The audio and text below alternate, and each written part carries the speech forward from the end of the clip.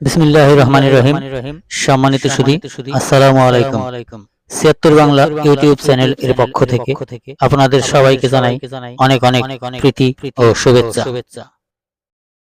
সম্মানিত সুধী, আজকে ভেবেছি পাঠ বিষয়ে একটা ব্লগ তৈরি করব এবং আপনাদের সামনে উপস্থাপন করব। চলুন তাহলে জেনে নেই পাঠ সম্পর্কে বেশ কিছু তথ্য। বাংলাদেশের প্রধান অর্থকরী ফসলের মধ্যে পাট হচ্ছে একটি, যা একসময় বিদেশে রপ্তানি করে অনেক বৈদেশিক মুদ্রা অর্জন করা হতো। তাই বাংলাদেশে পাটকে বলা হয় সোনালী আঁশ। এই পাট ৬০ থেকে ৮ হাত পর্যন্ত লম্বা হয়ে থাকে। বাংলাদেশের পরিবেশ নাতিশীতোষ্ণ, আর এই জলবায়ুর এই পরিবেশে বাংলাদেশে পাট চাষের উপযোগী এরিয়া। সাধারণত বাংলাদেশে প্রতিটা জেলায় কম বেশি পাট চাষ হয়ে থাকে। ফেব্রুয়ারি মার্চ মাসেই পাট তৈরির পরিকল্পনা বা পাট চাষ শুরু হয়ে যায়। আর এই সময় পাট চাষ করলে পাটের আঁশ ও ফলন ভালো হয়ে থাকে।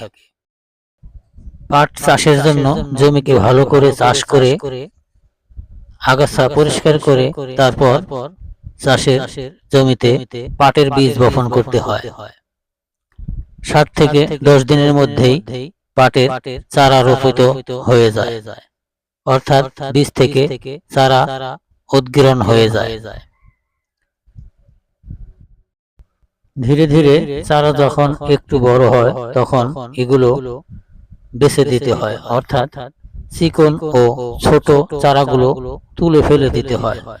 তাহলে বাকি পাটগুলো মোটা এবং সুস্থ থাকে, যার আঁশ ও ফলন ভালো হয়।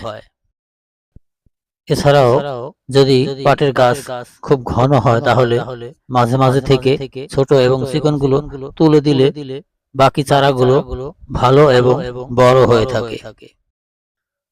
তারপর যখন পাট কাটার সময় হয় তখন চাষিরা পাটগুলো কেটে আটি বেঁধে জমিতে সারিবদ্ধভাবে শুইয়ে রাখে, অর্থাৎ ২-৩ দিন শুইয়ে রাখার পর পাট থেকে পাতাগুলো আলাদা হয়ে যায়।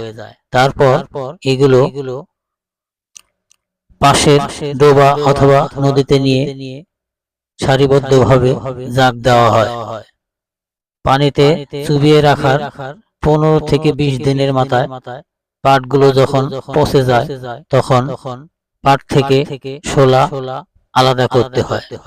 এইভাবে পাট থেকে ছাল ছাড়িয়ে শুকিয়ে রোদ্রে শুকিয়ে আটি বেঁধে তারপর বাজারজাতের জন্য প্রস্তুত করা হয়। পাট ছিলার পর পাট থেকে আঁশ আলাদা করার পর যে পাট খড়িগুলো থাকে সেগুলো জ্বালানি হিসাবে ব্যবহার হয়ে থাকে। পাট ছাড়ানোর পর পাট খড়িগুলো শুকিয়ে জ্বালানোর জন্য রেখে দেওয়া হয়। প্রিয় সুধী, আপনারা যারা আমার এই ভিডিওটি দেখছেন তাদের কাছে অনুরোধ, আমার এই ছোট্ট চ্যানেলটি সাবস্ক্রাইব করে পাশে থাকুন এবং যারা অলরেডি সাবস্ক্রাইব করেছেন তাদেরকে অনেক অনেক ধন্যবাদ। ভিডিওটি শেষ পর্যন্ত দেখুন। আল্লাহ হাফেজ।